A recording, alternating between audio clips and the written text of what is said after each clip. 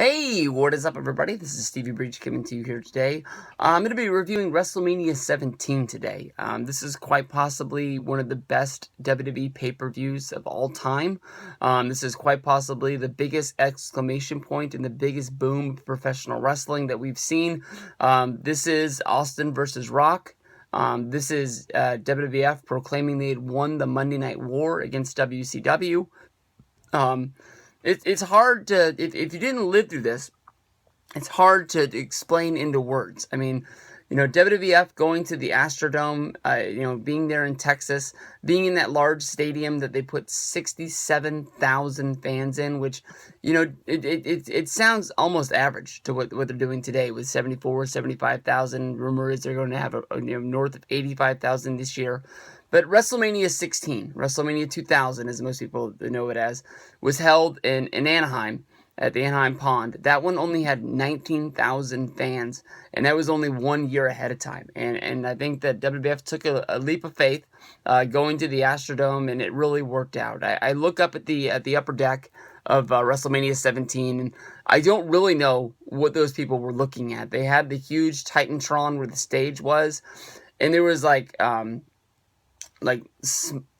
small in today's standards of, the big TVs, the scoreboards, things. There was 4 of them, one in each corner. I don't really know what a lot of fans were looking at, but they were able to feel the atmosphere, and you were able to tell that this is possibly one of the times in WWF it was at its most popular, at its peak. From here on out, they would sort of lose people, with people not having an alternative, with maybe WWF getting to a point where they didn't have a lot of options. If you think about, 2002 being a big year the next year for WWF with, of course, they were still bringing in WCW talent, but I mean, they would lose Stone Cold, they would pretty much lose The Rock to go to Hollywood. A lot of things would happen, and WWF would start to lose a little bit of popularity coming out of this, but with WCW closing, I think just 2 weeks before, which added to the Shane McMahon versus Vince McMahon feud, this was a great time to be a professional wrestling fan. Well, they just lost company, and plus, I think ECW would close right around this time as well, so maybe it wasn't the best time to be a professional wrestling fan, but you knew that big things were coming. The show opens with Chris Jericho versus William Regal for the Intercontinental Championship, where Chris Jericho beats William Regal, who happens to be the commissioner at the same time as well. Very good technical wrestling match. This show basically has something for everyone, every different kind of wrestling fan, and this was a really good opener and a great way to kick off the show. From there, they go to a 6-man tag match, which is Taz and the APA going up against Right to Censor, the Good Father, Val Venus, and Bull Buchanan. Stevie Richards, who was the leader of the Right to Censor group, was on the outside for this one. I wish that he would have been in there. The Right to Censor, when you watch it, it doesn't really translate, but if you were watching wrestling at this time, Right to Censor was that group of guys that you honestly just wanted to kill. You hated these guys. Godfather becoming the Good Father, Val Venus turning on his likely porn career, and Bull Buchanan was just sort of the muscle. Stevie Richards was the mouthpiece, and they were always there to stop any of the antics of the Attitude Era from going too far, and you hated them for it. But short match, Taz and APA get the win. I believe it's after Bradshaw hits the clothesline from hell. They have an awesome triple threat hardcore match with Kane, Raven, and the Big Show. They start the fight in the ring, but it doesn't take very long for them to take the fight to the backstage area, and they're on the loop backstage that goes around the Astrodome. They're actually doing a lot of the fighting right underneath the bleachers, which is pretty cool, because I'd be marking out if I was sitting in that section, and I'd be like, oh, they're fighting right below me right now, and there's some really cool spots. There's some really cool spots that look really bad. At one point, I believe it's Kane picks up Raven and just throws him, honestly, right through a window. And then Big Show and Kane, they start fighting. They collapse through a door, which is adjacent to the room that Raven is in. They start fighting, and they're battling off all the walls, and all of a sudden they just sort of lean into one wall, and they go just falling right through it like it's made out of poster board. And then the best thing about it is that Raven actually comes in through a door into the room that they're laying on the floor, and he starts attacking him. But they make their way. It involves a golf cart chase. Raven actually gets ran over by a golf cart that's being driven by Kane. Very funny stuff. But they make their way all the way to Gorilla, and then they make their way all the way down the ramp again to basically finish right in front of the people. They actually finish off to the side of the stage. I think it's Kane, knocks off Raven and Big Show. They take a bump through like a production area, and Taz comes down. Taz, what the fuck was Taz doing there? And Kane comes down and he pins him. The referee actually has to make the count on the side of a box, which is pretty funny. Very good hardcore match, very big pop. Very surprisingly, when Raven goes through that window, a very awesome spot. From there we go to Eddie Guerrero versus Test. I can honestly tell you, as I was watching this show, all these years ago, I was a really big Test fan. He came in as the European champion. I thought he had the look. I thought he looked really good. I thought he was a good worker. I really liked the character. I really liked the story of him.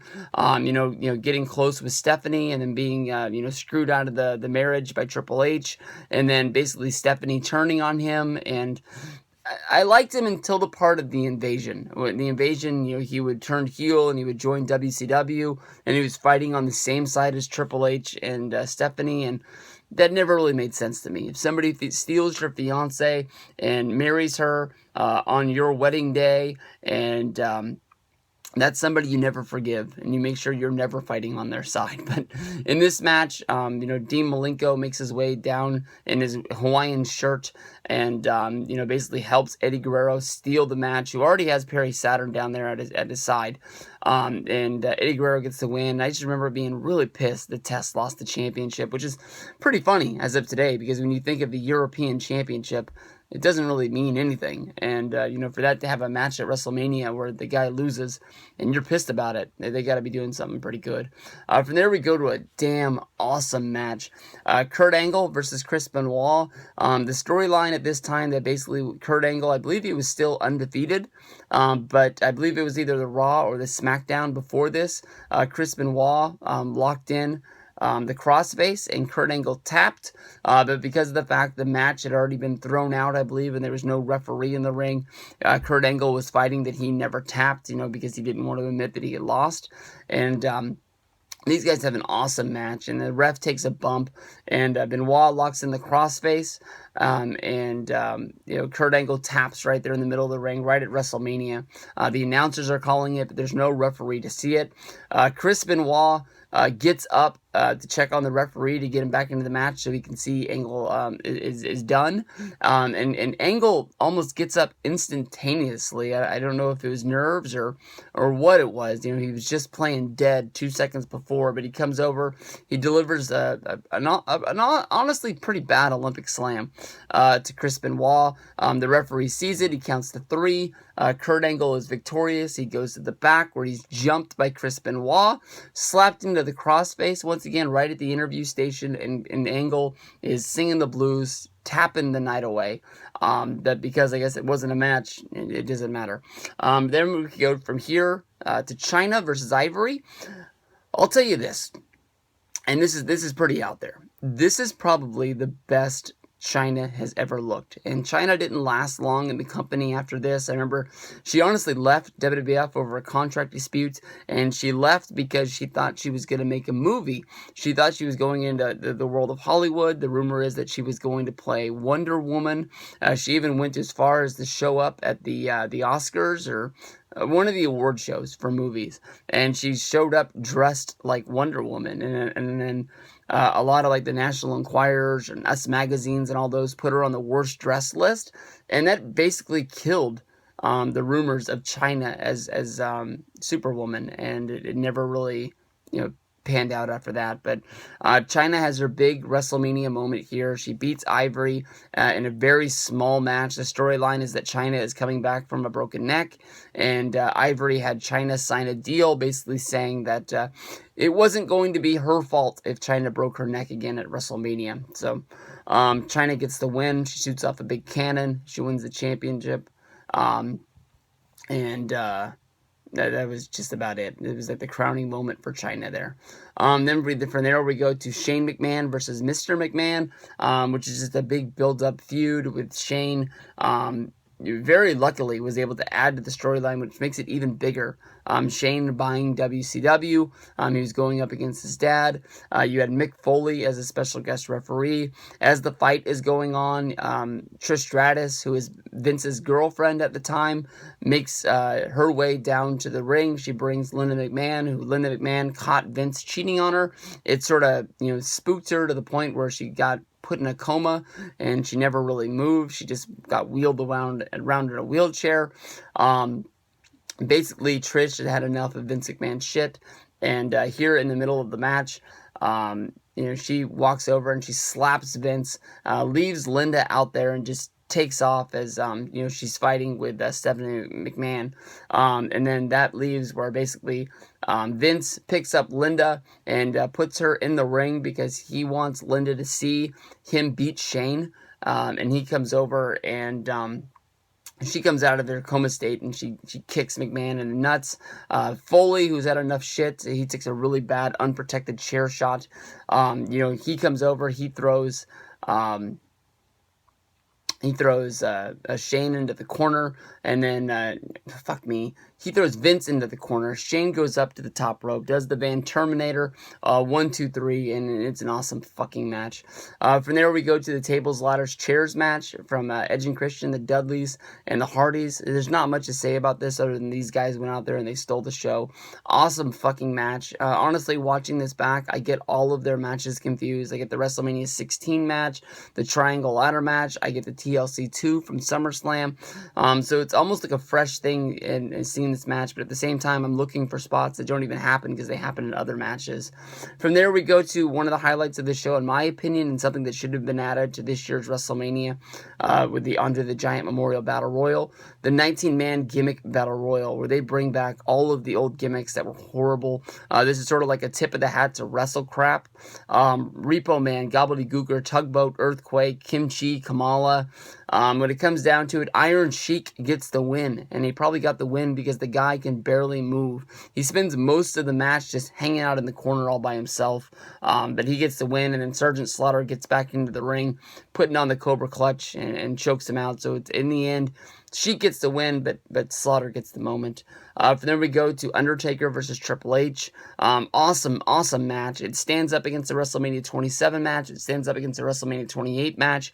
I don't know why they didn't talk about this building up to those matches, but it was probably because of the motorcycle dead man gimmick. They didn't want to, bring up American Badass. Undertaker gets the win over Triple H. They have a really cool spot where they start fighting in the production thing, and they keep climbing up these towers. And basically, Undertaker looks like he choke slams Triple H to the gates of hell. And then they have one bad camera shot that makes it look like the Triple H spot was only being dropped about 2 feet. If they wouldn't have showed that shot, it'd probably be one of the biggest spots of all time. Undertaker gets the win here. And then they go to the main event, Stone Cold Steve Austin versus The Rock. Stone Cold was coming back from a neck injury at this time, and he wanted to show the world that he could still do it. The month before, Stone Cold Steve Austin had lost a 2 out of 3 falls match to Triple H. So even though he had won the Rumble, he was coming in, looking kind of vulnerable and kind of weak. And he knew that he had to win this match against The Rock to be able to show this to him. So he was very desperate coming into this. And then you have one of the most controversial things to ever happen in the world of professional wrestling, the Stone Cold Steve Austin heel turn, where he joined up with Vince McMahon. And Vince comes down to the ring, and he basically hands Stone Cold Steve Austin the chair that helps defeat The Rock. And you see the weird alliance of Austin versus Rock, which a lot of people think is horrible, but it does build up a lot into the Austin versus Vince relationship going into the Invasion, where they basically turn on each other. Stone Cold gets the win. Quite possibly one of the best shows that WWF's ever put on. I love the atmosphere of being in the Astrodome. I'm hoping a lot of this is going to relate to AT&T Stadium this year, so go out of your way. Make sure you watch this on the road to WrestleMania. Yesterday was 17 days until WrestleMania 32. Hopefully I can finish WrestleMania 16 to get the review up, because today is 16 days until WrestleMania, and I can't wait. I'll see you guys down the road.